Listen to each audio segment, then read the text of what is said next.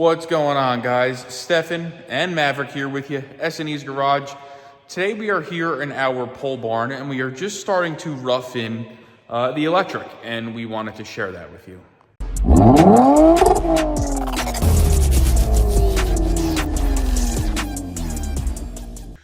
So this is what we've done so far. We decided to mount our panel here right on the other side of this door. So when you open the door and walk in, the panel's right here. It's going to be easily accessible, and it's in a relatively good spot to go ahead and start running our wires. So we've basically divided this barn. It's going to basically be 4 circuits for the integral wiring for the barn. So I've ran 3 of what are known as the home run circuits so far, and we're going to show them to you. So our first circuit is going to start here.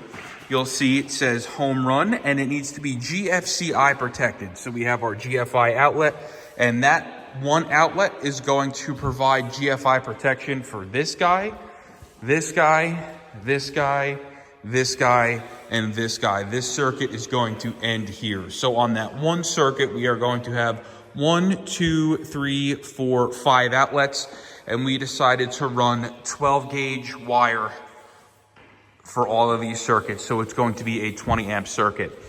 Now our second circuit is going to start here.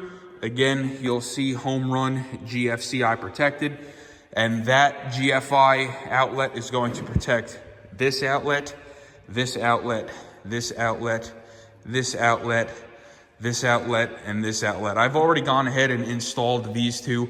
I just like to start at the back and work my way forward. So that is exactly what we are doing here. And then let's go over there. I'll show you our third circuit. Now our third and final circuit here for outlets, the home run for that is going to be here. There's our GFI breaker for that. That is going to come up over the top of the garage door and down to this double gang box. We're going to come up, back over, skip this one. We're going to come down here, another double gang there, up, over, and down. So we are going to have 1, 2, 3, 4, 5, 6 outlets on that one circuit. Now we divided the building into 3 circuits outlet-wise for a very specific reason. There's going to be some high amperage draw equipment in here. We're going to have some refrigerators, and we're going to have, battery chargers, 110 air compressors, things like that.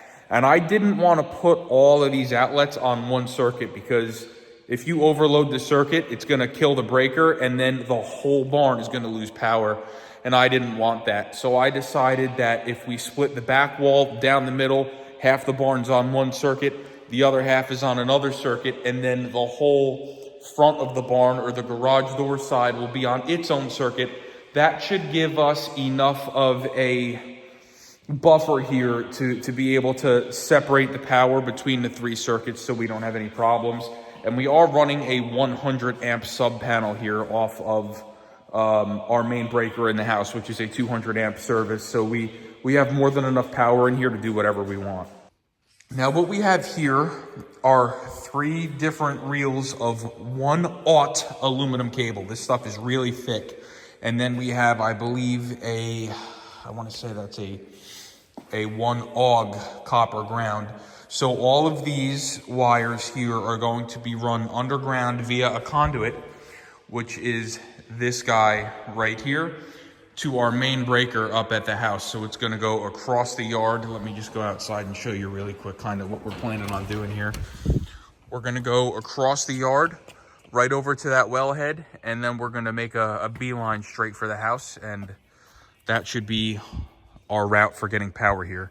Now I should mention here, I am not a licensed electrician, nor have I ever been, but I have consulted with a good friend of mine who is a licensed electrician, who actually helped me wire my house, because we did all the wiring in our house when we built it ourselves. And he basically kind of instructed me, what wires to buy, how to split the circuits and things like that. So I'm just not some schmo that doesn't know what he's doing. I consulted with people that do know what they're doing, and I know this is going to be done the correct way. Now our 4th circuit is going to be a 15 amp circuit. We're going to use 14 gauge wire for that. and that is going to be for the lighting in the building. So we have some 14 gauge wire here somewhere. I don't know if I have enough of it. I'm gonna have to buy more. This stuff here, this is our 14 gauge wire, and we're gonna run that via a conduit off the box here, off the panel, and we're gonna go up the ceiling and down the middle of it, and we're gonna put 4 outlets up in the ceiling, and then we're going to put shop lights on either side of those outlets. So there's gonna be a total of, we're probably gonna do 4 or 6 16-foot spans of LED lights, and this place will be lit up like a Christmas tree in here. It'll be great. So stay tuned. We're gonna go ahead, we're gonna start installing some outlets. I'm gonna show you exactly how to wire your GFIs to make one single outlet protect your whole circuit, and we'll see where we're at when we're done. All right, guys, so we have all of the outlets installed on this specific circuit up into our home run here, which is this guy, and that is where our GFI here is going to come into play. Now, on the back of your GFI, you have line and you have load, and it is very important that you install these wires correctly, because if you don't, the GFI is not going to operate as intended. So your line wires, which are these here, your black is going to go to the bronze and your white is going to go to the silver. The line is what comes off of your panel. Now, I happen to know which one goes off the panel. I can just look at it because I'm in the middle of wiring this. But if you don't know, you're going to need a voltmeter or some sort of electrical tester to tell you which set of wires are hot and which set aren't. So in our case, these wires here on the inside, these are going to be our line. So the line is going to go here, and then the load is going to go here under this strap, and that is going to provide this whole circuit here with GFI protection. Right, Maverick? Good. So we're over here going about 2 foot deep into the ground, and let me just show you what we decided to do in here. So this panel has a couple of different knockouts to bring power in. There's one here and one here. I would have preferred to use them, but the way we have this mounted, they are against the 2x4. So what we're doing is we're doing a 90 off the side. We're gonna go down, and we're probably gonna bring the electric in right about here. And then what we're gonna do from there is we're gonna do a 90 out, and then one of these guys here on the outside. And then we're gonna have to cut one of these lengths of conduit to size and bury it, obviously down to the bottom of this trench here, with another 90 to start going out towards the trench here. So we started over by the house, actually. Let's go take a walk.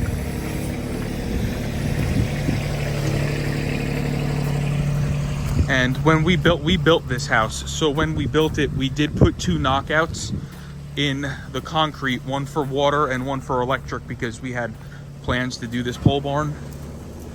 So if you look down there, you'll see my 2 pipes, one's for water and one's for electric. And we're coming down to about here. We're probably gonna have to extend this about 1 foot or 2 to meet that trench. And then we're gonna start running our conduit, gluing it together, and doing our wire pulls. So we're here in the basement of our house, obviously, and we just kind of wanted to show you what we did here. So we had 2 punch outs in our foundation from when we built the house, and we ran water to one and electric to the other. So we just came up, over, down, and into my panel here. And in my main panel, we now have a 100 amp main breaker that sends the power out to the pole barn. So let's go out into the barn and let's show you exactly what we have going on out there. So in here, we ended up changing some things. Instead of coming in through the side, we just lowered the panel a little bit, and we came in right at the center. So you have your 2 hots, your red and your black. You have your white neutral. And then because this is a sub panel, you need to separate the neutral and the ground. So you'll see the ground comes down to a ground bar here. And then we have our ground wire that goes out to two grounding rods. They are about 10 foot apart. You're supposed to go 6 foot apart. We went 10 for the extra couple of feet.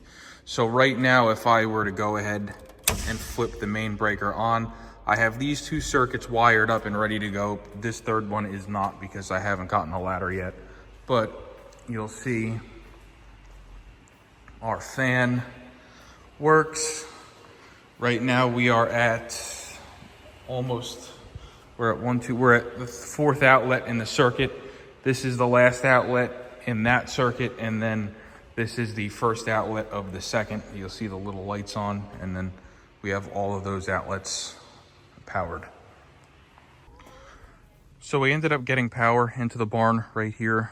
That is our LB that goes straight into the panel. And then you'll see our ground wire goes to a ground rod here. And then the other one is right around here in this area. So the wire goes up under the door and comes over here. So the building is completely grounded from lightning strikes or any faults like that. And it's getting all of its power from the house. All right, guys, so what we're doing now is we're gonna run our 3-way switch. So we have a hot over there in that outlet box. So now we have to run a 3-wire and a 2-wire out of here. So the 3-wire, we're gonna go up and over, and we're gonna go along the wall here with that yellow wire, okay? And we're gonna wire that 3-wire all the way back over to that switch right there. And then we're gonna bring the 2-wire up and in to each outlet box. And those are going to be our switched receptacles for our lights. And what we ended up purchasing is 8-foot shop lights that are linkable. So we're gonna plug one here and they're gonna link. So we're gonna do 1, 2, 3, 4, 5, 6, 7, 8, 9, 10, 11, 12, and we'll have light in here. So once we're done with that, we're gonna go ahead and call this video, because at that point, you know, the electric in here is gonna be just about done, minus running a 220 circuit for our lift. So stay tuned, and we're gonna bang this out. All right, guys. So we are now done with the wiring of our barn. We have all of our outlets installed there, and we have a switch there and a switch over there. There you go, to go ahead and turn those lights on and off. I don't have a way to show you that yet. You're just gonna have to take my word for it. But what I did buy is this Klein Tools circuit tester, because I did want to test that all of my GFIs work. So on this particular circuit here, it starts here and then it ends here. So we're gonna go ahead, we're gonna power this up, and I'm just gonna test this at the end of each circuit. We'll plug it in, you'll see it says correct, everything is wired correctly. And if we test the GFI, if you listen, it popped in 0.06 seconds. So we know this circuit is good and all of these outlets are GFI protected. So now let's come over here. This circuit is going to end here. Let's go ahead, plug it in. Again, 124 volts, correct. Let's test it. That popped. And now this here is the last outlet in the circuit that is in front of the garage. So again, let's go ahead, plug it in, 123 volts. Let's go ahead and test it. And that one pops. So all of our outlets here are GFI protected and everything is good. Our switched outlets up there work. I tested them again with this on a ladder. Sorry, I'm not gonna get up there and record. But with that being said, we're gonna go ahead and wrap this video up now. So if this video helped you wire a pole barn at all, or if you just found it interesting, please like, share, and subscribe. Definitely stay tuned. We're gonna be taking care of the floor here. We're gonna be installing some lights, and then we're gonna get our lift in. So we're super excited to share the progress with you. Like, share, and subscribe. We'll see you next time.